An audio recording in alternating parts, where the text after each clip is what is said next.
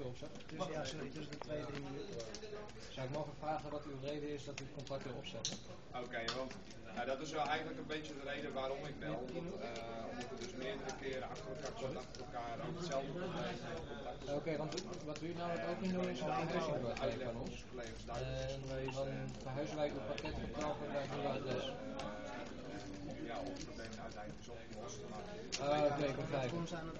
Ik begrijp het. Ja, nee, is goed. Ik ga u dan doorverbinden met de afdeling administratie, dan ben ik nu de technische afdeling terechtgekomen. Mijn collega van administratie die kan ik verder toe mee door de maak nog stressen.